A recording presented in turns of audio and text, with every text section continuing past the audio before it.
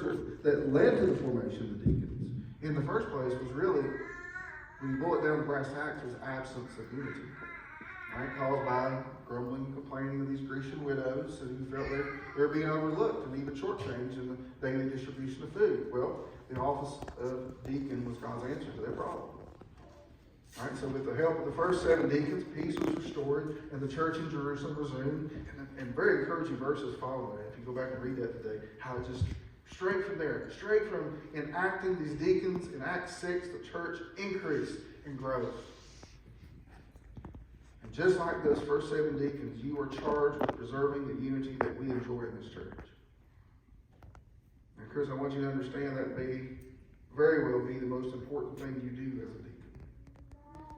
Because harmony in a church is absolutely one of the keys to the health and growth of the church. It is really one of the foundational pillars of this church that we are built upon. And unity and harmony it's a fragile thing. It can be easily damaged or destroyed by just an idle word of gossip, right? Or quarreling, or grumbling, or complaining. That is one of the devil's favorite tools. And you have to be on your guard to help thwart those kind of attacks.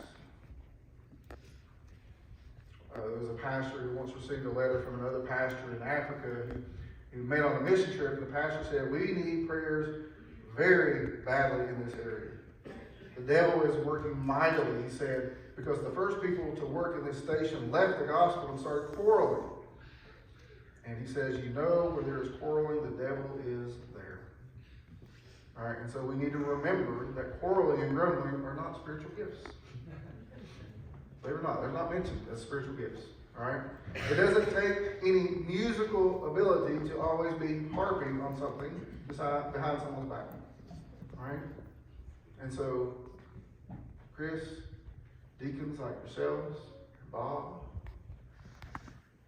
are charged to be out among the people, preserving harmony, squashing gossip and rumors, supporting one another in the church staff, both publicly and privately, right? Do all you can to guard and protect unity.